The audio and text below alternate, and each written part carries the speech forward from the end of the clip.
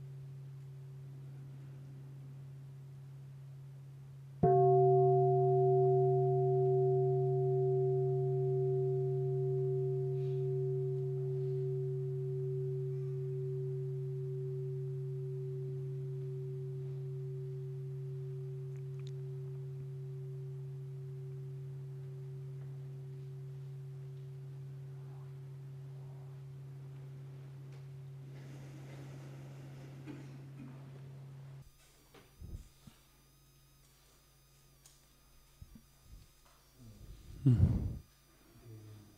Cher maître respecté, chère communauté bien-aimée, nous sommes le 7 juillet.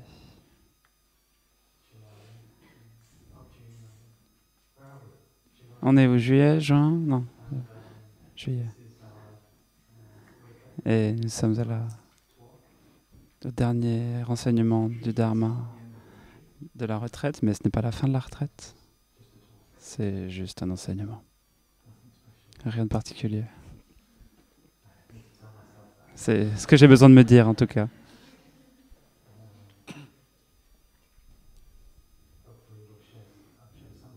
Bon, j'espère pouvoir partager utilement. C'est déjà merveilleux de pouvoir être ensemble ici. Une des choses dont je voulais parler, auxquelles j'ai pensé à plusieurs aspects, différentes choses.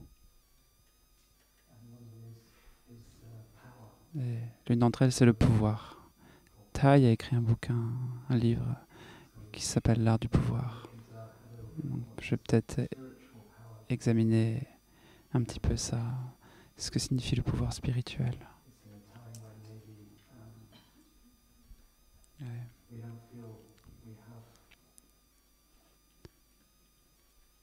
Peut-être que quand on sent qu'on n'a pas beaucoup de pouvoir, qu'on se sent sans pouvoir contre des pouvoirs sombres qui nous dépassent, des choses difficiles qui arrivent, peut-être que au niveau géopolitique, ou peut-être au niveau local, au niveau personnel, dans notre famille, même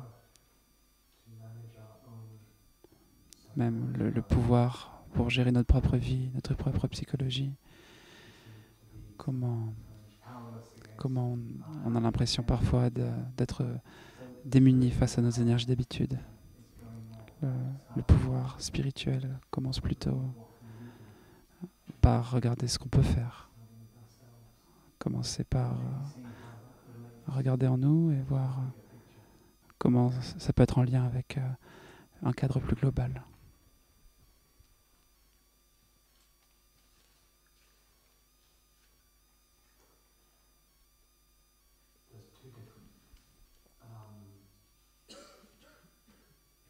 Il y a deux différentes manières de parler du pouvoir dans le bouddhisme. L'une, c'est les 5 pouvoirs, et l'autre, c'est les 3 pouvoirs. Alors, les deux sont intéressantes.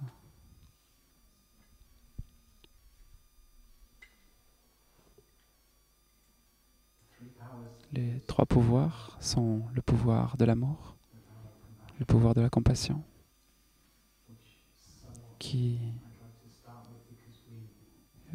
par lequel j'aimerais commencer, parce que nous l'avons généré avec ce chant. Donc, dans les trois pouvoirs, nous avons le pouvoir de l'amour, le pouvoir de compréhension, le pouvoir de couper les afflictions, de transformer les énergies d'habitude et la liberté qu'on obtient à partir de ça. Donc, cultiver la compassion. Peut-être on pense, et c'était mon cas quand j'étais plus jeune, avant de rencontrer les enseignements du bouddhisme, la spiritualité, je pensais juste que la compassion c'était quelque chose qu'on avait ou qu'on n'avait pas. Il y avait des gens qui avaient de la compassion et d'autres pas. Ça réglait les choses, je ne me posais pas beaucoup de questions.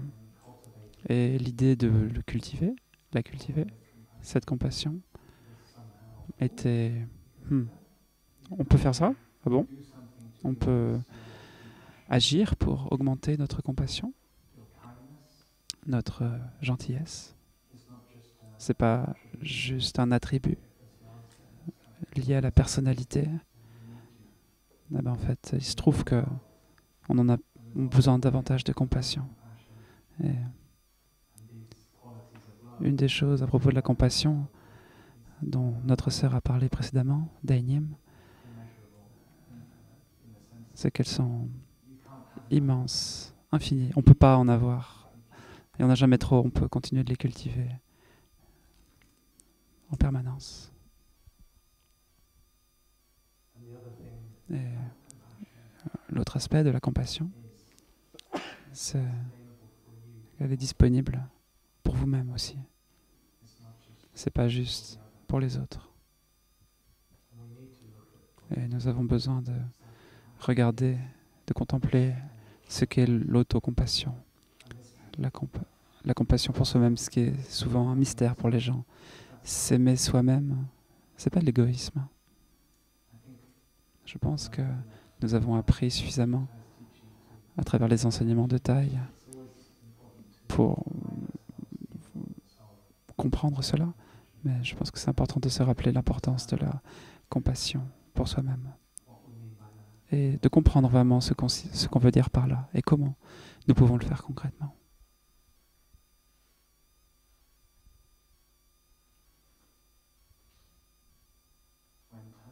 Quand Thaï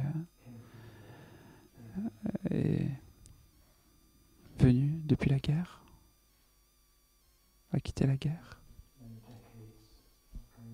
après bien des décennies,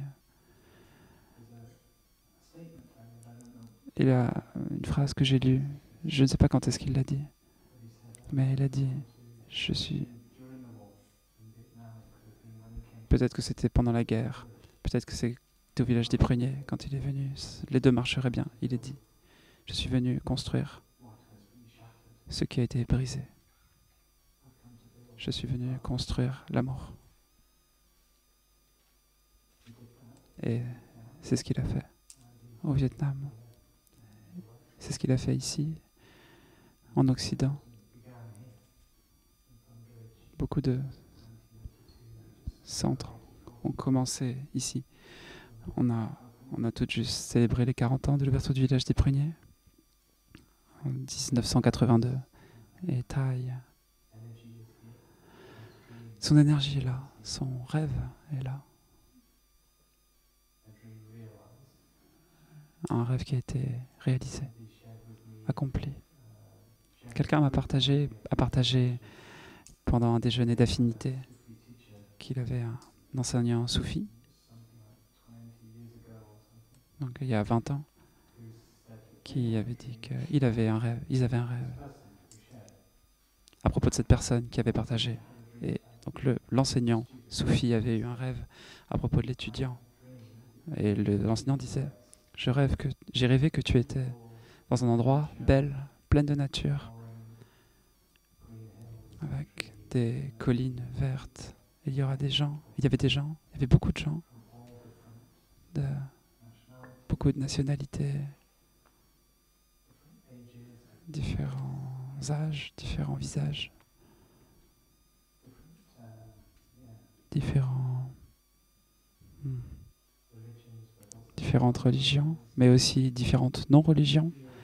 Juste un endroit pour se retrouver. De gens qui se retrouvent dans un esprit d'être ensemble, d'amour. Et quand cette personne a partagé ça, elle a dit on dirait que c'est ici.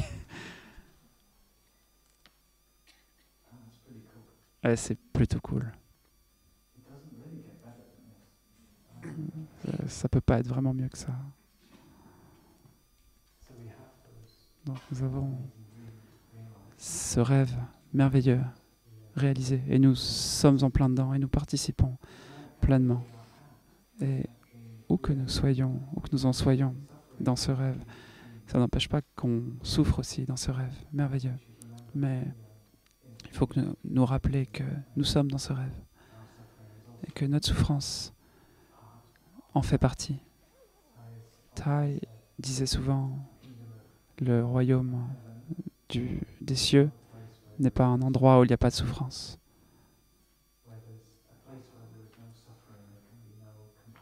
Là où il n'y a pas de souffrance, il ne peut pas y avoir de compassion, parce qu'on a besoin de la boue, de la souffrance, pour grandir.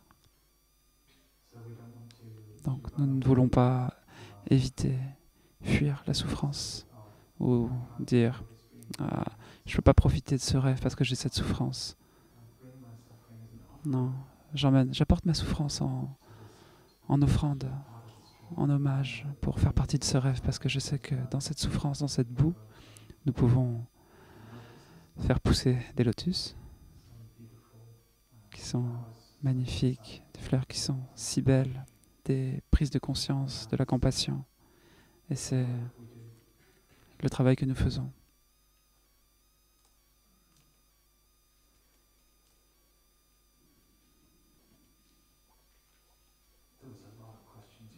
Donc ça c'est des questions qui datent d'hier, écrites et qu'on m'a données. Et je pense que j'ai un peu mélangé des questions et des réponses. Mais il y en a une qui m'a frappé, juste là. Je sais pas pourquoi. Je sais pas pourquoi c'est sur le 11 février. Est-ce qu'il y a un but universel de la vie? Si oui, lequel?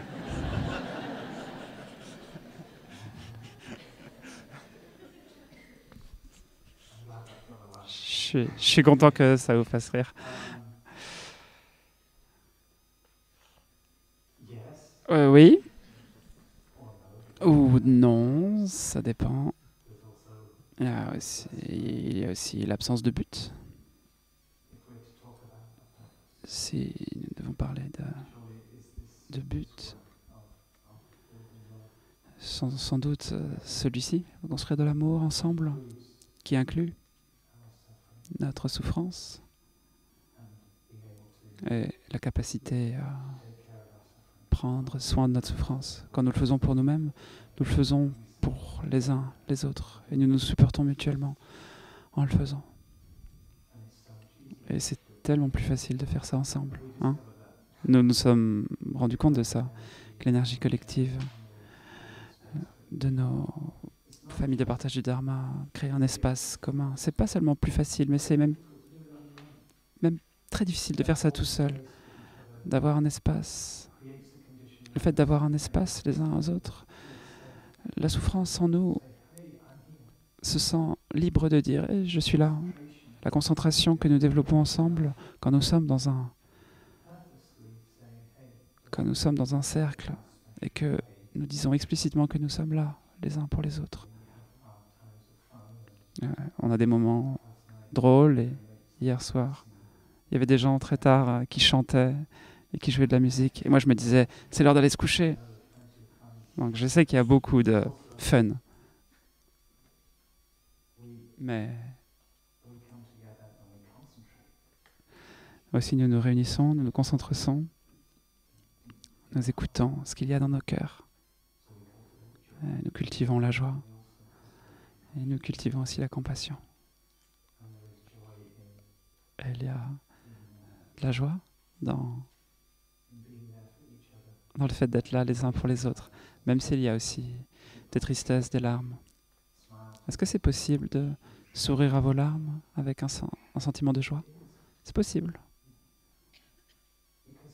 Parce que quand nous sommes en lien avec la réalité de notre souffrance, nous sommes capables d'être à un endroit où nous pouvons la soutenir, l'embrasser. Et nous-mêmes, nous sommes capables de respirer et d'être là pour elle. Il y a une joie qui émane de ça. C'est quelque chose de doux. C'est bizarre, c'est étrange de pouvoir toucher de la joie dans ces moments-là. Et on sent tellement de gratitude de pouvoir être en lien avec cette souffrance, cette tristesse, de cette manière. Parfois, la souffrance peut nous dépasser, nous déborder. Et il y a quelque chose en nous qui ne lui permet pas d'émerger. Est-ce que nous en avons peur? Nous sommes effrayés qu'elle nous déborde. Mais peut-être qu'il y a aussi une certaine sagesse là-dedans. Peut-être que nous avons besoin de respecter, d'avoir notre propre période, nos propres temps. Il ne s'agit pas de juste creuser. Allez, souffrance, allez hop, on sort de là. C'est l'heure de guérir. On a besoin d'être doux avec nous-mêmes. C'est pour ça que la pratique n'est pas violente en ce sens aussi. Nous avons de la joie. Nous avons une manière douce de pratiquer. Mais ne soyez pas... ne vous y trompez pas. Une fois que la souffrance sait qu'elle peut le faire, elle sortira. Et c'est bien. La souffrance... Il y a une sagesse en nous qui dit « C'est bon, souffrance, tu peux sortir ». Quelqu'un est venu me voir en consultation et il m'a dit « Je voulais pas que ma souffrance sorte maintenant. Je voulais servir, je voulais être là pour la sangha et maintenant, je souffre. Je suis en lien avec mon enfant intérieur, en colère contre mon enfant intérieur. »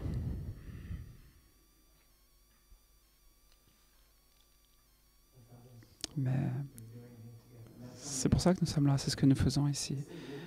Quelqu'un d'autre m'a demandé, est-ce qu'il y a vraiment un enfant intérieur quand il n'y a pas de soi? Ouais, c'était assez... Je ne sais pas trop comment répondre à ça. On peut y réfléchir. Je peux y réfléchir plus tard.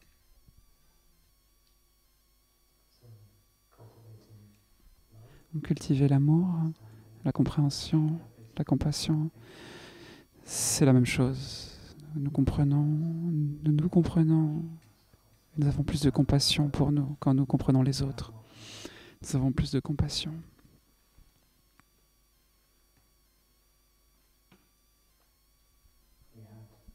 Nous avons eu notre ami Ali. Il est venu partager sa transformation, son témoignage d'un Palestinien n'ayant pas de compassion pour les Israéliens juifs, pensant qu'ils n'avaient pas de larmes, qu'ils ne connaissaient pas les larmes. Et il a parlé de cette mère qui avait perdu son enfant, et de ces larmes qu'elle a partagées avec lui. Et il a pu toucher la réalité qui se jouait. Et il a dit que ça avait rendu sa vie beaucoup plus difficile, plus compliquée, parce qu'il avait compris qu'il avait de la compassion pour les deux camps. Et sa compassion a émergé naturellement et ça a changé sa vie, ça a changé sa manière de penser.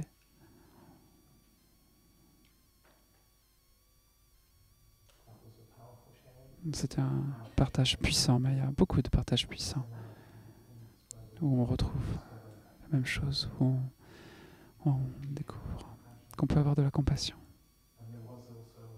Il y a aussi une question.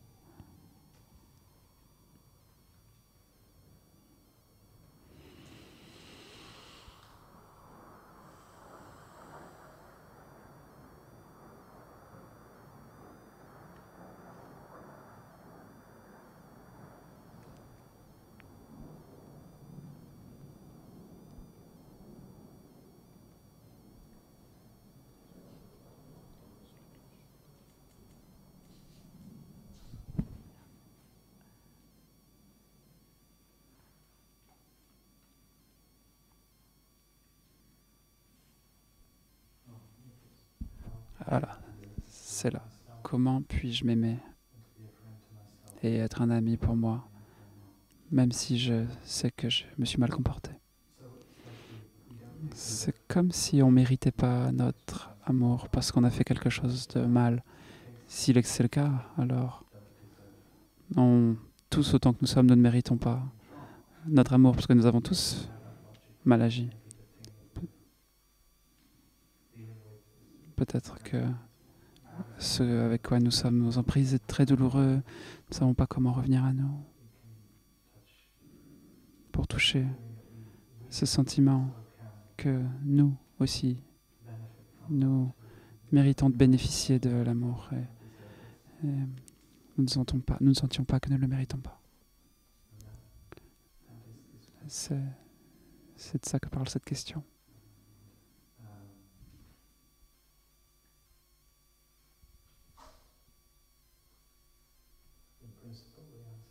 En principe, la réponse est en partie ce que j'ai mentionné précédemment.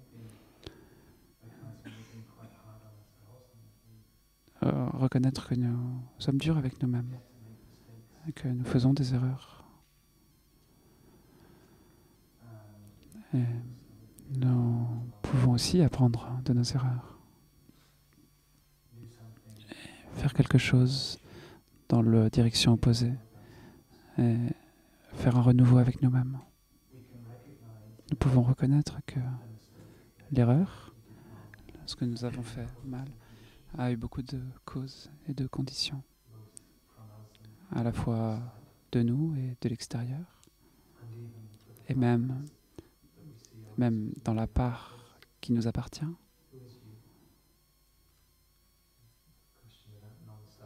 Il y a une question au propos du non-soi. On peut voir que maintenant, ce qui est en train de se passer est un résultat d'un nombre infini de causes et de conditions qui incluent vos parents, ce qu'ils vous ont transmis, ce que vous a transmis la société. Et si vous pouvez vous guérir de ça, parce que vous en êtes aussi victime des choses que vous avez mal faites. Bien sûr, vous souhaitez réparer, mais vous avez aussi besoin d'être réparé. Donc, reconnaître ça, c'est pas juste abandonner sa responsabilité. C'est plutôt renoncer à se critiquer pour un moi isolé qui a commis ces actions. C'est reconnaître que il y a eu des causes et des conditions.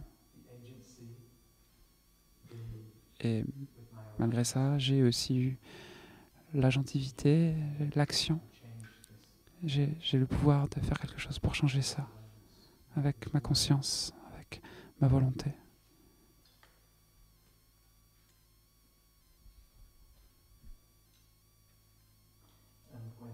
Et quand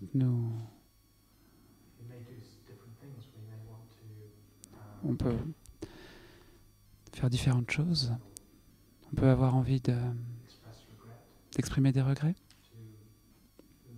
à la personne, aux personnes envers qui nous nous sommes mal comportés.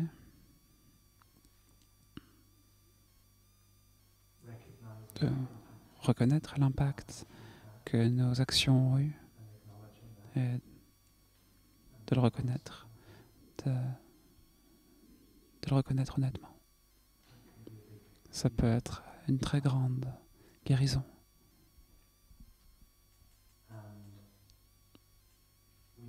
Et nous pouvons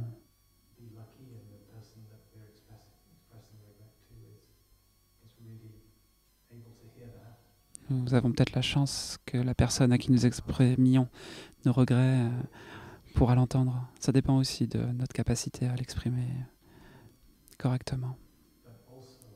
Mais aussi reconnaître nos conditions. Nous avons une expression en anglais, les actions parlent plus fort que les mots.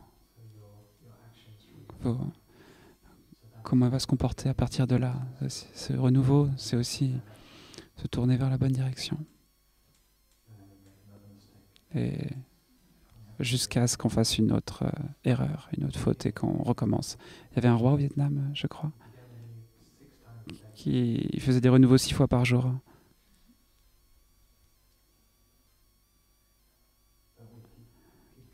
On continue d'essayer. Le plus important, c'est d'être honnête avec soi-même. Parfois, le renouveau peut prendre la forme d'un toucher de la terre. Ça peut être très puissant d'aller quelque part où qu'on sent, dans un endroit qu'on sent sacré, un hôtel, dans la nature, de joindre les paumes sur le cœur, de se tenir debout, en quelque sorte nu face à soi-même. Me voilà, c'est moi. Et de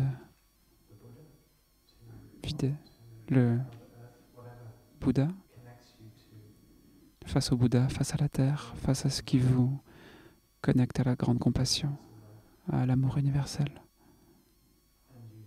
Et de dire, me voilà, c'est moi, tel que je suis. Voilà où j'en suis. Et oui, je fais partie d'un courant de non-soi, mais me voilà, néanmoins. Et vous pouvez vous permettre, comme on enlèverait des couches, d'être de plus en plus en lien avec ce c'est moi. Voilà. Et parfois, on peut le reconnaître en plusieurs étapes, avec plusieurs couches. Et ça, c'est moi. Et ça, c'est moi aussi. Et on peut rester là jusqu'à sentir qu'on est vraiment en lien avec soi-même, authentiquement conscient de tout ce qu'on porte, tout ce qu'on tient avec soi, et toucher la terre et de dire « Je t'en prie, permets-moi d'avoir de la compassion et de connaître un renouveau. » Et quand on se lève, on peut faire ça un certain temps, toucher la terre, se relever, toucher la terre, se relever. Et en partant, on peut partir comme une personne renouvelée, personne nouvelle, avec une nouvelle direction, avec une nouvelle détermination.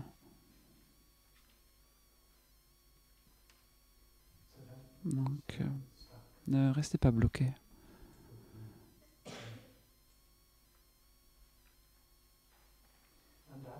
Et en ce qui concerne cette compassion pour soi-même, je pense que ce que je viens de décrire, c'en est un aspect. Je voudrais partager notre exemple de comment nous pouvons la pratiquer, l'appliquer. Encore une fois, j'emprunte à une consultation de cette semaine. Il n'y a pas d'identification, aucun nom ne sera donné, mais c'était très émouvant pour moi d'observer cela, parce que c'est aussi quelque chose de très général. C'est pas si spécifique que ça.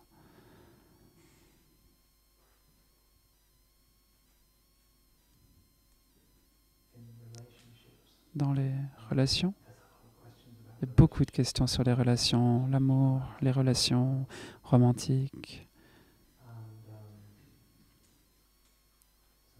Et cette personne s'est mariée, a reconnu que d'une certaine manière, elle avait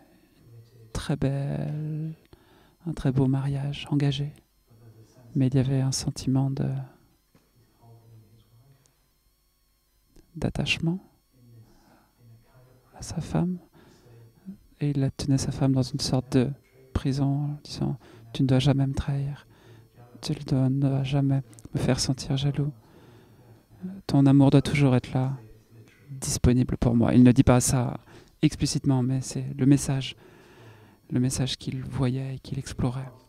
Tu te rendais compte. Parce que tout ça, parce que j'ai un garçon abandonné en moi. Et ce garçon abandonné a besoin de savoir que tu seras toujours là toujours pour moi. C'est trop à faire porter sur les épaules de sa femme.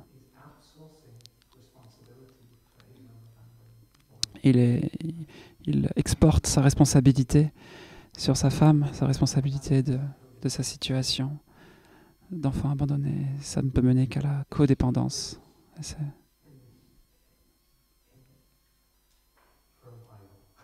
c'est très beau d'être là inconditionnellement pour l'autre pendant un certain temps, mais au bout d'un moment, on a besoin de dire non, ça m'appartient, c'est mon enfant abandonné, tu n'en es pas responsable. Et comment on prend la responsabilité de son propre enfant intérieur et si ça ne vient pas de l'autre personne?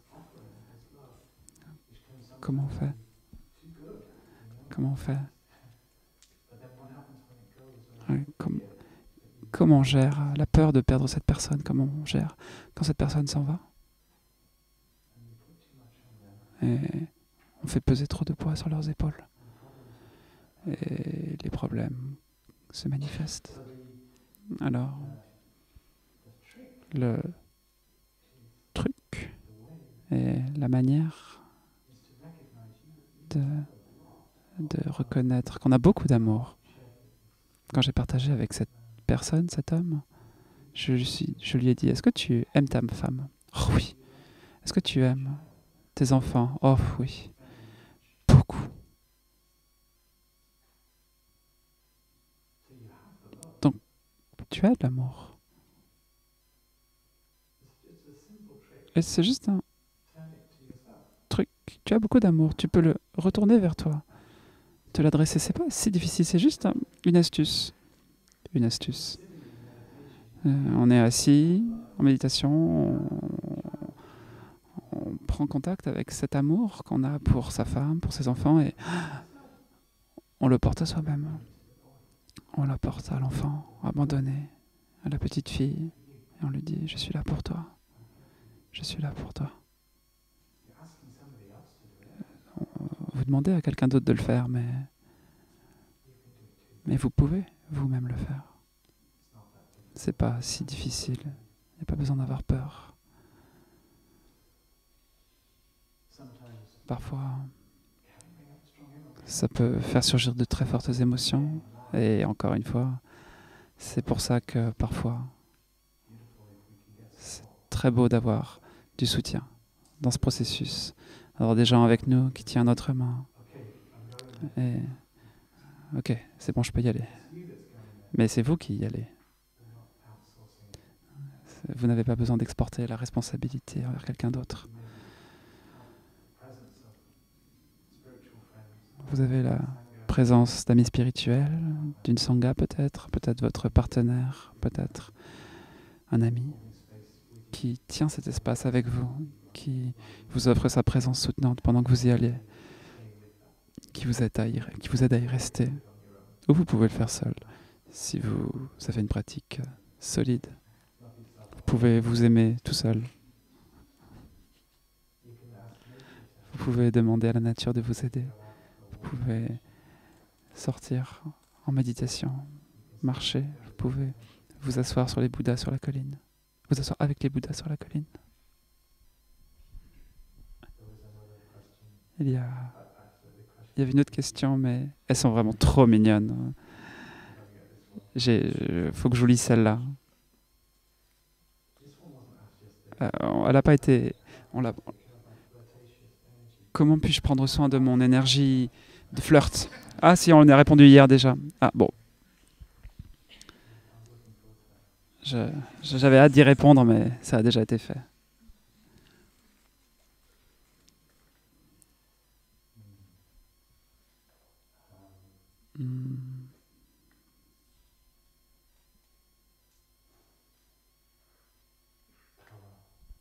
Le pouvoir.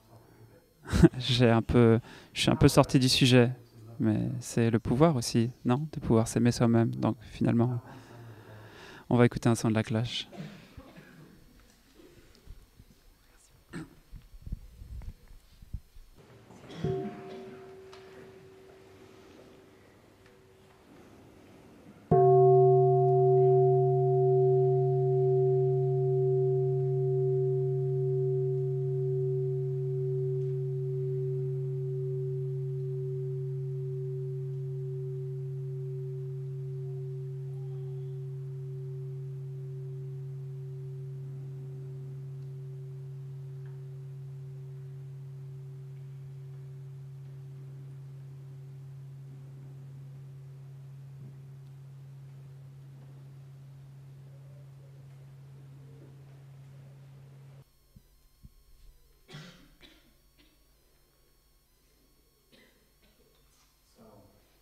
Donc,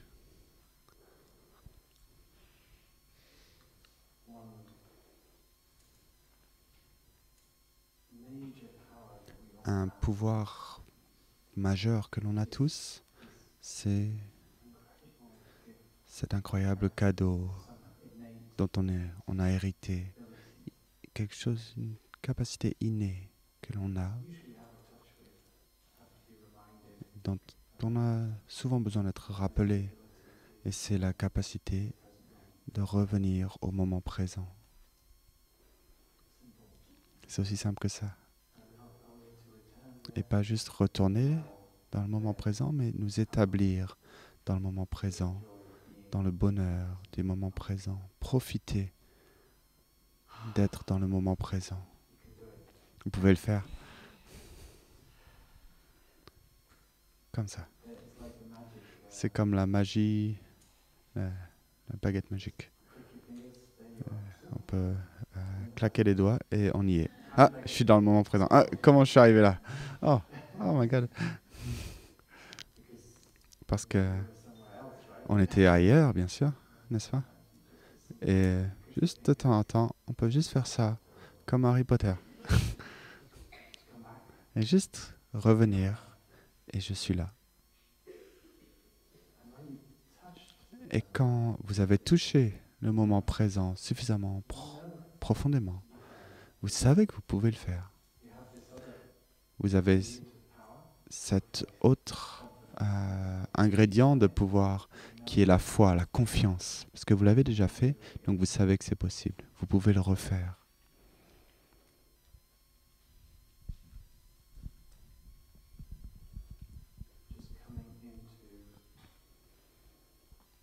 Juste en revenant dans le moment présent.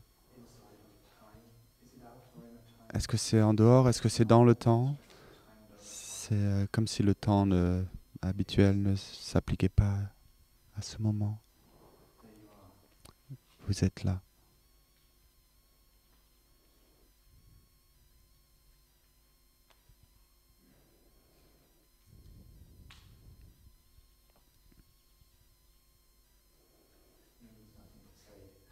Et ensuite, vous commencez à vous dire, bah, vous êtes juste là. Il n'y a rien d'autre à dire. Vous êtes juste là. Et c'est vraiment intéressant lorsque vous établissez dans le moment présent pendant un certain temps. Et si vous restez là, et si vous essayez de parler à partir de cet espace du moment présent, très rapidement, vous pouvez voir que le fait de parler, d'être dans des conversations, vous emmène dans un autre mode, un autre espace, n'est-ce pas? Je me souviens d'une fois, et même j'ai touché le moment présent plus d'une fois, mais il y a une fois où je me souviens que j'aime bien partager. C'est un souvenir un peu spécial pour moi. Il y avait un jeune moine au monastère de Deer Park en Californie. Et Thay était là-bas, donc ça devait être 2000... Je sais pas. C'est pas si important, c'est en dehors du temps. C'est peut-être 2004, peut-être plus tard. Je me souviens très clairement de cette marche méditative sur cette montagne, Yintu. C'est une petite version en Californie d'une montagne du Vietnam. Et donc, dans notre marche méditative, on a grimpé sur cette montagne. Il y a un plateau au sommet. On voit les autres montagnes tout autour. Et pendant la principale partie de cette marche, j'étais en train d'essayer de pratiquer la marche méditative. Et j'insiste sur essayer. Donc, j'étais vraiment un pas, ce pas. Où est ma respiration? Ah oui. Moment présent, oui, ok.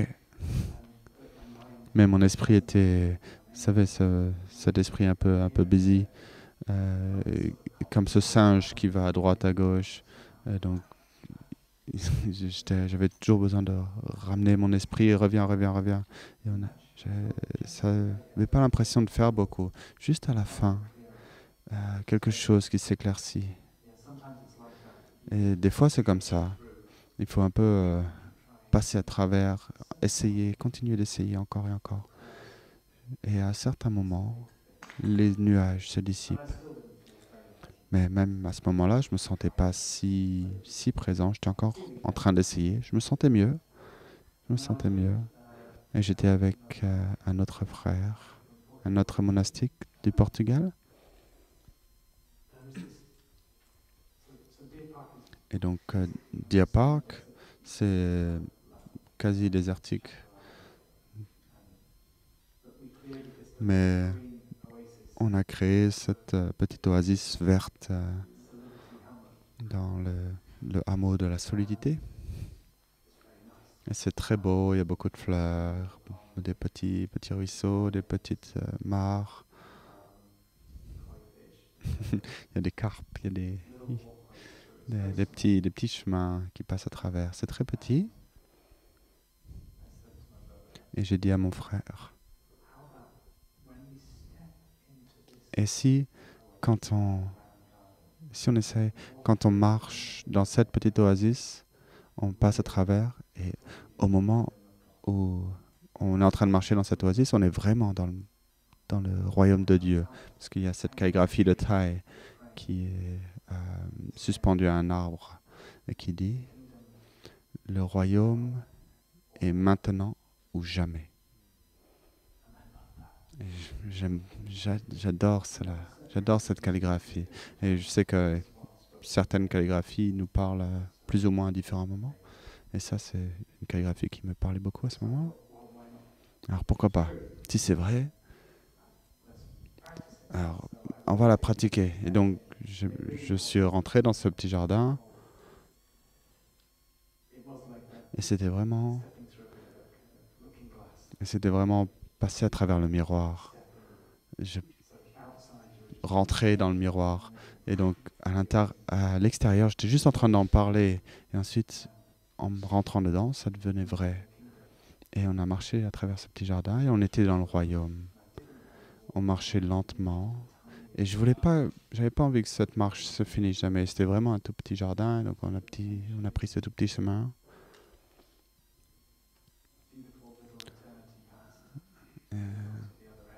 Et ensuite, on est allé on est sorti du petit jardin, mais je continue à me sentir bien. Et je voulais continuer à maintenir cette énergie, que ça continue. Et un truc intéressant, quand on est dans cet espace, c'est difficile à imaginer pourquoi est-ce qu'on en sortirait. Pourquoi est-ce qu'on voudrait sortir de cette énergie? Mais bien sûr, vous le perdez, on le perd, n'est-ce pas? On doit revenir encore et encore à ce jardin, à cette expérience. Et on appelle ça la diligence. Je vais aller jusqu'au tableau, je vais écrire 2-3 trucs.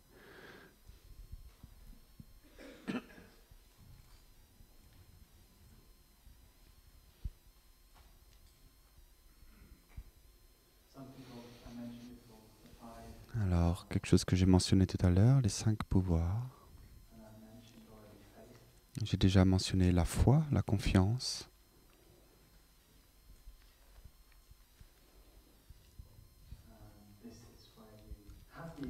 Et là, c'est quand vous avez eu l'expérience de toucher le moment présent. Et vous savez que vous pouvez le faire. Vous avez eu l'expérience, les bénéfices que la pratique peut vous apporter, et vous avez la confiance en la pratique. Et vous pouvez le faire. Vous le savez. Vous l'avez déjà fait, vous pouvez le refaire. Et vous avez vu, peut-être qu'il y a certaines conditions qui vous ont aidé à y parvenir. Peut-être c'est revenir ici, au village des Pruniers, c'est avoir une sangha locale. Et donc il faut vraiment vous assurer de maintenir ces conditions. Mais vous savez, vous avez foi, confiance que vous pouvez le faire. Et ça, c'est très précieux. C'est important d'avoir cette foi. Ce n'est pas une foi aveugle. Ce n'est pas juste, j'espère que c'est vrai.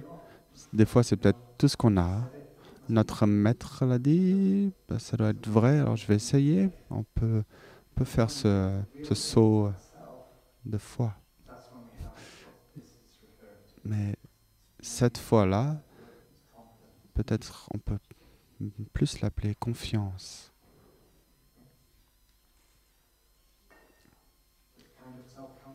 C'est un peu confiance en soi. C'est la confiance que vous pouvez le faire.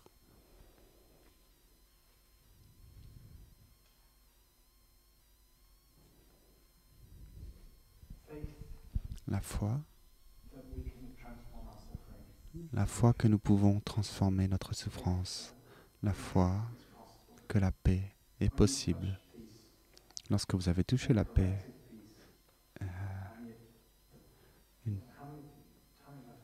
et combien de fois j'ai entendu juste dans cette semaine des gens partager que c'est vraiment merveilleux. On arrive à avoir une vraie conversation. On s'écoute les uns les autres et il y a différentes perceptions, différentes vues et il y a beaucoup d'émotions, mais on peut s'écouter, on peut se soigner. Et ça, je ne pensais pas que c'était possible, mais parce que vous avez fait l'expérience, ça devient possible et vous avez confiance que c'est possible et que peut-être vous pouvez repartir et vous pouvez créer ce genre de cercle où ça se produit à nouveau, où vous êtes capable de partager de différentes choses dans l'esprit de l'écoute profonde, de la parole aimante. Et ça, c'est un autre exemple. Prendre soin de votre propre souffrance, être capable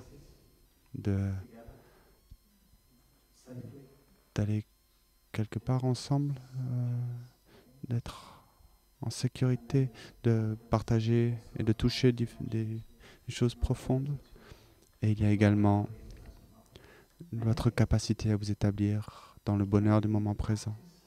Beaucoup de choses, la foi en beaucoup de choses. La foi dans la pratique, la foi en vous-même, la foi dans la communauté. Est-ce qu'on peut étendre cela jusqu'à la foi en la société? Est-ce que c'est possible? Je crois que c'est possible. Thay, pendant la guerre, on lui demandait, on a demandé à Thay, pourquoi vous abandonnez pas? Et lorsque je vois des gens qui reçoivent les 5 entraînements, ça me cultive vraiment ma foi.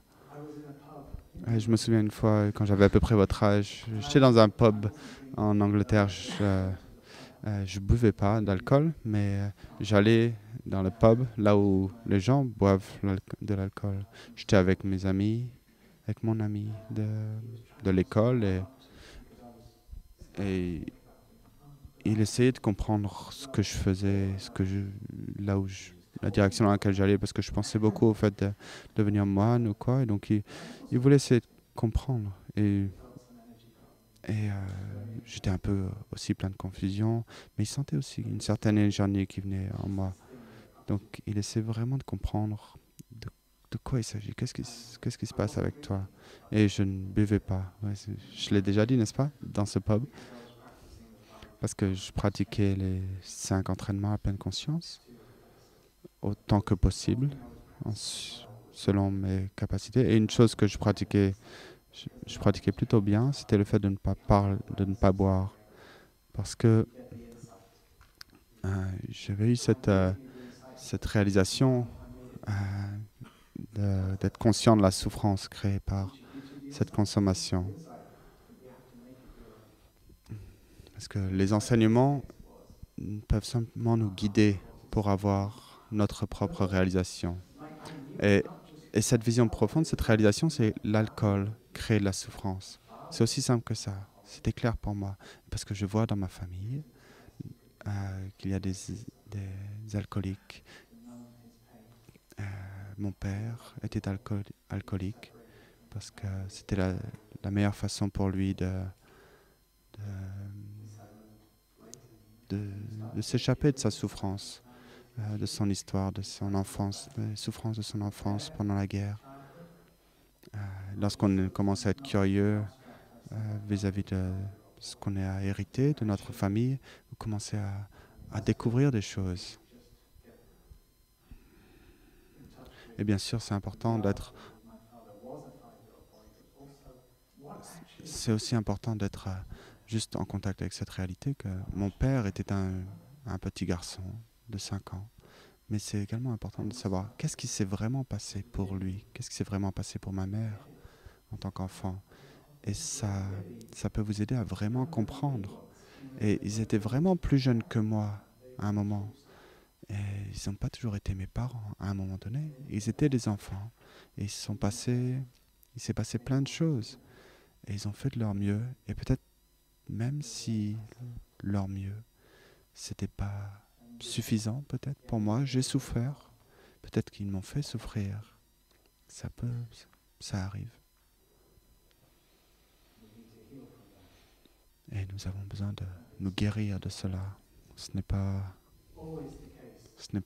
toujours.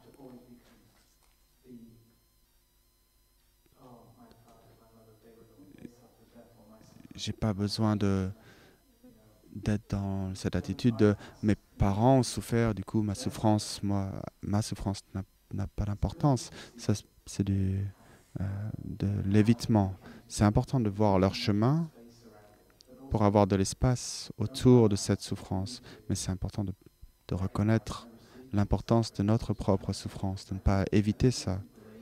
Je ne suis pas dans le blâme, dans le reproche vis-à-vis de mes parents. C'est pas ces mauvaises personnes qui m'ont fait ça. Mais en même temps, il faut prendre soin du fait qu'ils ont transmis de la souffrance. Et vous ne pouvez pas éviter cela. Et en faisant cela, vous le faites pour vous-même. Et c'est également bon pour vos ancêtres, pour vos parents. Vous mettez fin au cycle du samsara.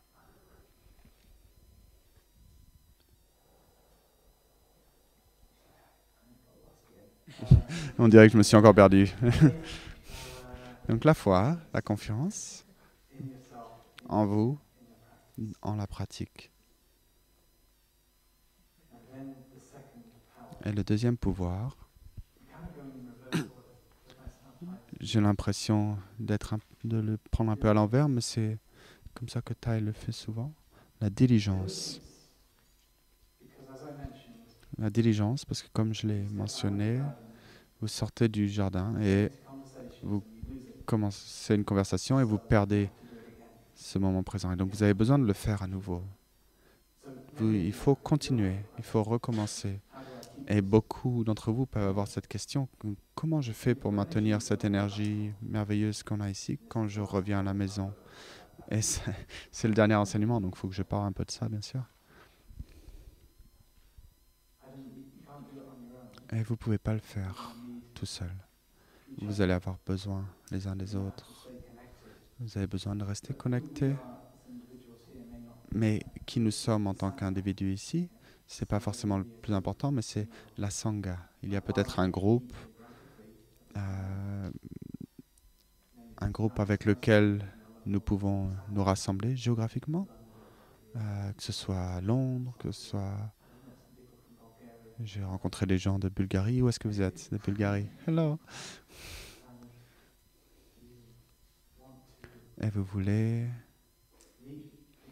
rencontrer des gens qui habitent à côté de chez vous. Et vous pouvez également vous rencontrer en ligne. Et il se trouve qu'en ligne, c'est plus un cercle, c'est une galerie. Mais même en galerie, vous pouvez être ensemble et vous concentrer ensemble. Et ça marche. On a fait beaucoup de retraites en ligne et on a fait l'expérience que ça marche. Et peut-être certains d'entre vous sont venus pour cela. Et bien sûr, c'est très spécial. C'est très, très bon de pouvoir être ensemble physiquement. Pas juste par Internet, mais on prend ce qu'on a.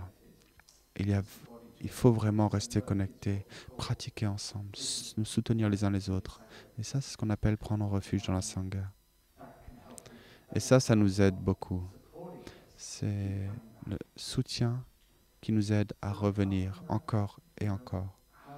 Mais en plus de ça, il y a d'autres choses que vous pouvez faire pour revenir encore et encore. Avec votre confiance. Bon, vous avez besoin de cette confiance. Vous savez, je peux le faire. C'est le premier ingrédient. Le deuxième ingrédient, c'est je le mérite. Euh, nous, nous méritons la joie. Ne restez pas bloqué avec l'idée, peut-être je ne le mérite pas. Je mérite la joie. On est tous bloqués de temps en temps, bloqués dans nos énergies d'habitude. Et ça, c'est quelque chose qui a été partagé très clairement à propos du cinquième entraînement. Martine a partagé cette énergie d'habitude qui nous attrape un peu tous avec les écrans, cette addiction nouvelle de notre temps. Et comment couper cette affliction, s'offrir une pause. Et ça, vous pouvez également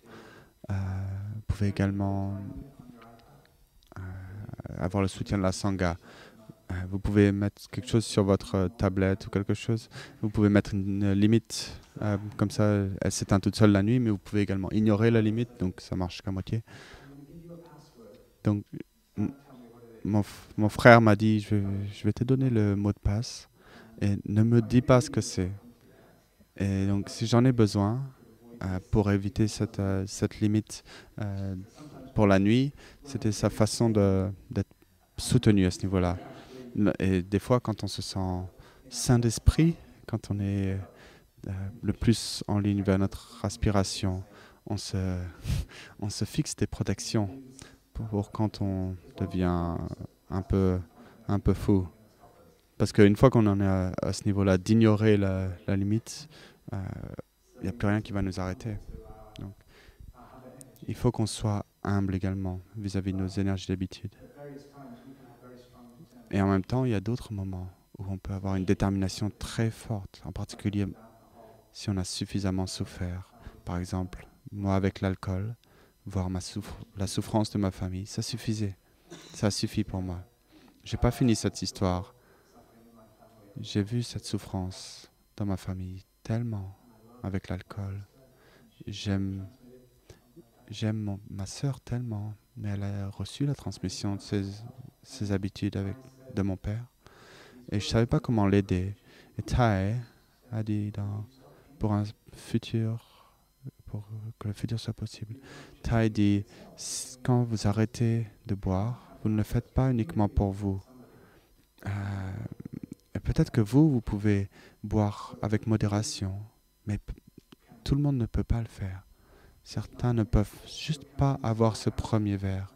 Et lorsque vous arrêtez complètement de boire, vous êtes en solidarité avec les personnes qui ont ce problème d'addiction. Et c'est un problème tellement important dans notre société. Et vous pouvez être ce soutien. Et pour moi, c'était tellement important parce que j'aime ma sœur. Et je peux faire ça. Je peux faire ça et je vais le faire. Et je n'avais jamais pensé. Je n'ai pas eu besoin d'y repenser à nouveau. Ça a été si clair, très clair pour moi. Une réalisation. Et lorsque vous avez cette réalisation, quelque chose que vous pouvez faire, vous êtes conscient de la souffrance, il y a quelque chose que vous pouvez faire. Je n'ai jamais eu besoin d'y revenir. Vous pouvez simplement vous en débarrasser. Il y a d'autres moments où peut-être ça va revenir encore et encore si cette réalisation n'est pas si profonde. Obtenir cette réalisation, cette vision profonde, ça peut être extrêmement puissant. Et ça, c'est un autre pouvoir. La vision profonde, la réalisation.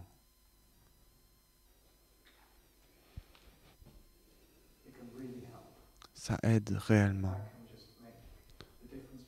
Ça fait la différence entre des difficultés sans fin et simplement, ça y est, moi je me suis débarrassé de ça, je me suis débarrassé de cette difficulté, de cette souffrance, parce que vous avez eu la vision profonde. Et bien sûr, cette vision profonde a besoin de diligence également. Je suis un vegan à temps partiel. La communauté est végane dans le sens qu'on ne sert pas de produits laitiers, mais individuellement, nous avons un peu d'argent de poche. On peut acheter des gâteaux, des choses qui ne sont pas véganes. Et c'est ce qu'on peut faire, et même on peut recevoir en cadeau. Et Donc, s'il y a des fois, je touche la souffrance lorsque je regarde, par exemple, une vidéo sur la souffrance animale. Et pour les 6 mois qui suivent, il n'y a plus de questions. Je suis vegan. Je ne veux pas, je ne veux pas me voir comme étant connecté avec ce petit veau. Je sais que ça se produit malgré tout, mais je ne veux pas être connecté avec ça. Je veux aller dans la direction opposée. Je veux faire quelque chose. Et c'est si clair à ce moment-là. C'est du lait, mais les animaux meurent à cause de ce lait. Les veaux mâles meurent. La mère obtient 4 années de vie très difficiles. Et c'est vraiment difficile lorsqu'on est en contact avec cette souffrance de ne pas vouloir faire quelque chose. Donc, ok, je suis vegan. Mais ensuite, vous oubliez. On oublie.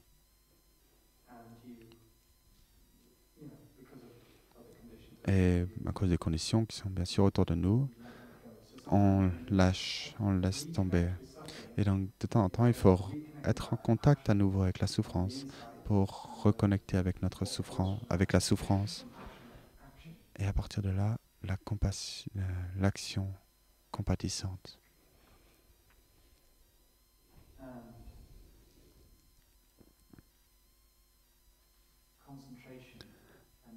Encore un pouvoir, c'est la concentration que j'ai déjà mentionnée. Et bien entendu, la pleine conscience. La pleine conscience, concentration, vision profonde, diligence, continuez à le faire. Et on a de plus en plus de foi. Et on peut dire bien sûr que c'est comme une boucle, n'est-ce pas? En pratiquant la pleine conscience, on obtient la foi, on cultive la foi.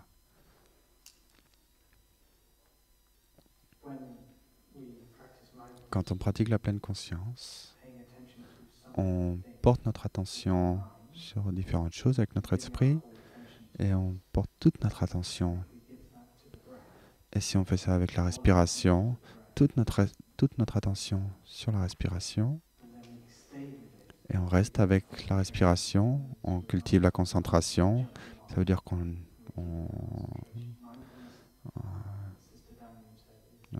maintient cette concentration. C'est la pleine conscience de quelque chose avec lequel on reste sur la durée, avec cette encre dans le moment présent, grâce à la pleine conscience de la respiration, du corps, la vie en nous. C'est un bon endroit pour commencer, n'est-ce pas? On cultive une fondation pour être capable d'explorer beaucoup de choses. Certains d'entre vous sont venus à l'atelier sur l'enfant intérieur et je commence par cette encre, cet ancrage. On ne commence pas par les visualisations, revenir à la maison et retrouver notre enfant intérieur. On commence par nous ancrer dans le moment présent, dans la respiration, dans le corps. Mais ça, c'est un endroit qui est sûr. On est en sécurité, c'est un endroit stable.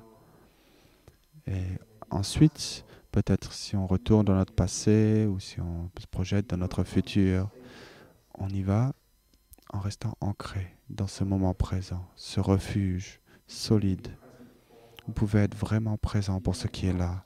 Vous n'êtes pas perdu dans le passé ou dépassé, anxieux vis-à-vis du futur.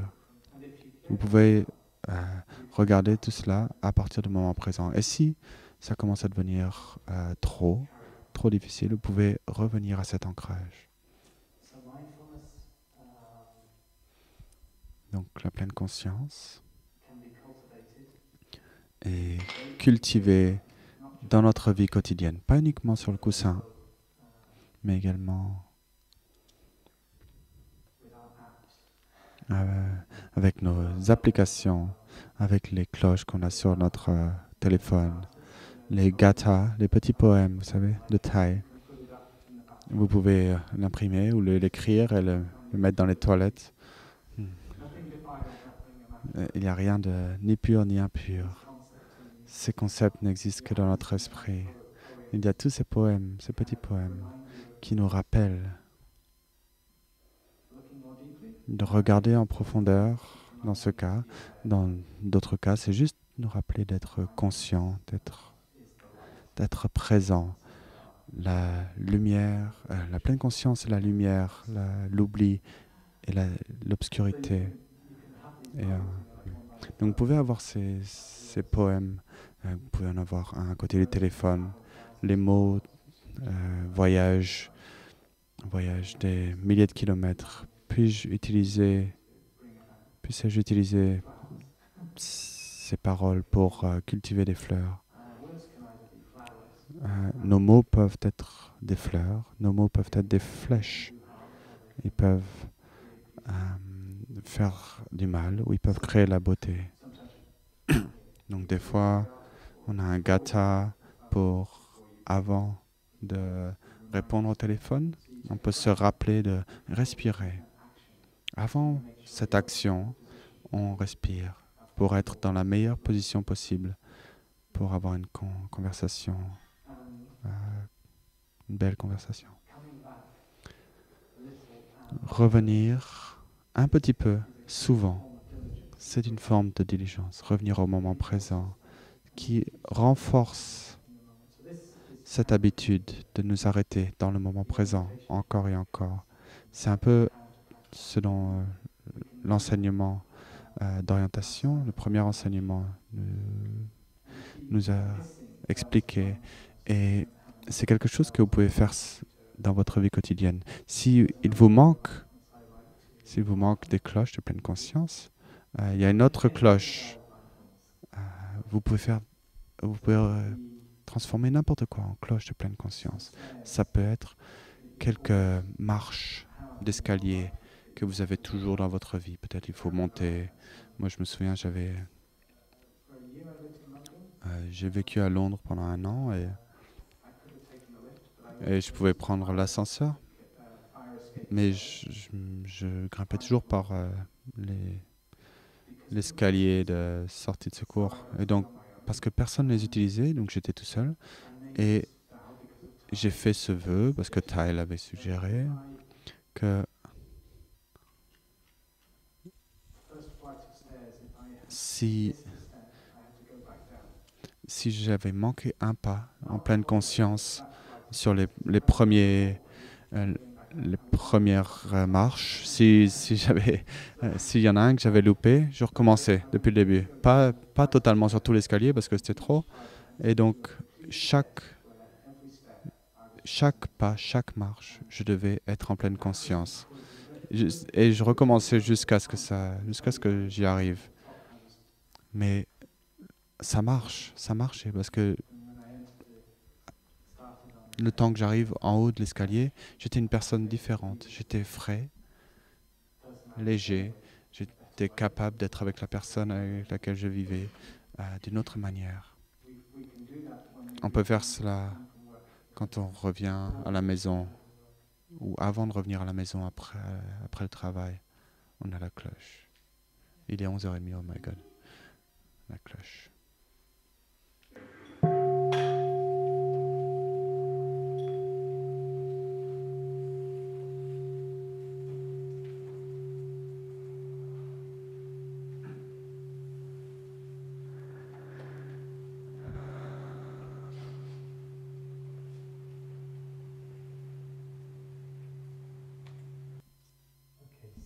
Ok, alors...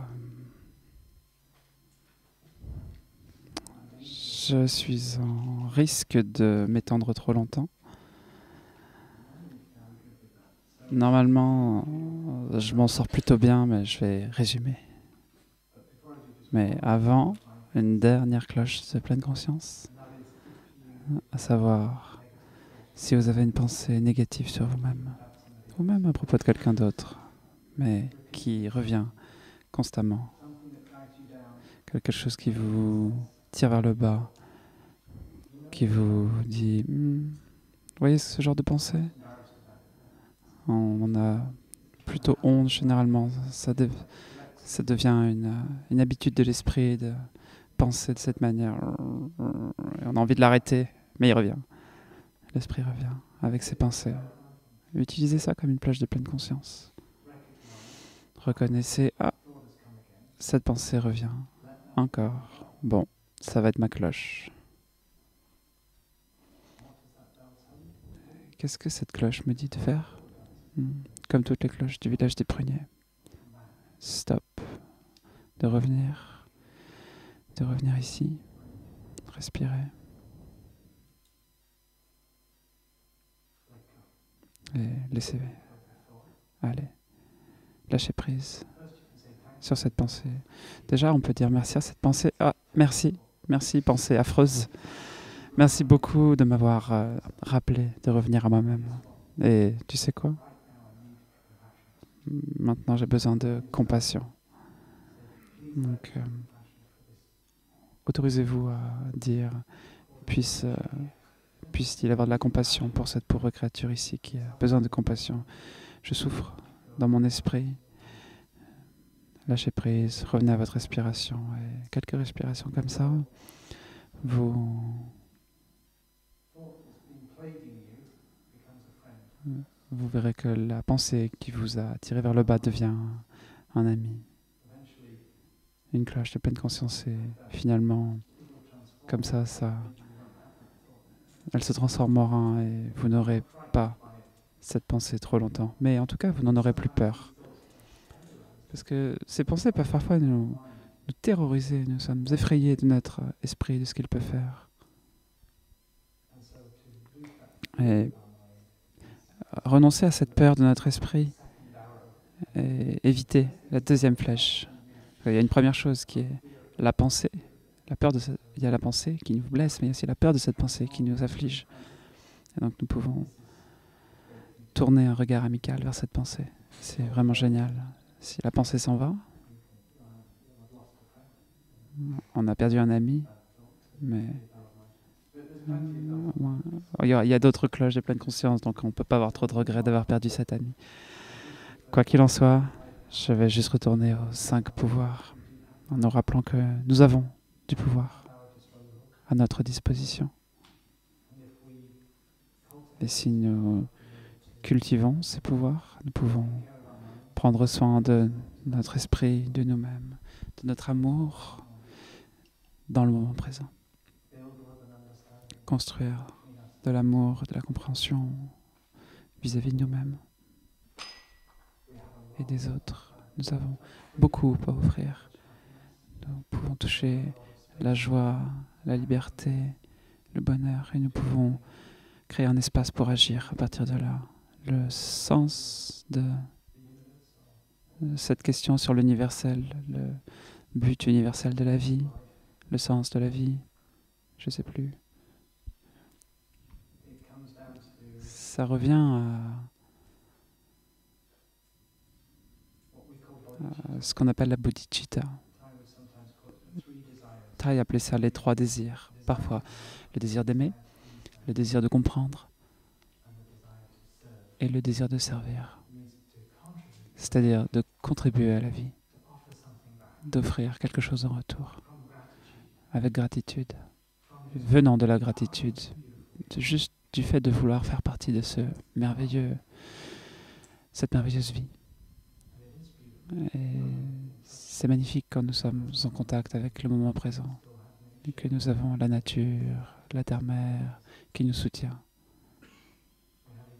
Nous avons nous-mêmes, nous avons nos amis, nous avons nos bébés, nous sommes entre nous et nous pouvons nous souvenir que quand nous nous sentons démunis, nous pouvons nous demander vraiment, est-ce que je suis sûr d'être démuni, sans pouvoir? Est-ce qu'il y a quelque chose que je puisse faire en me basant sur la pratique? Peut-être que j'ai besoin d'aide, peut-être que j'ai besoin de soutien, mais est-ce qu'il y a quelque chose que je peux faire? Et donc pensez-y et souvenez-vous des 5 pouvoirs. Merci beaucoup. Profitez bien de votre journée.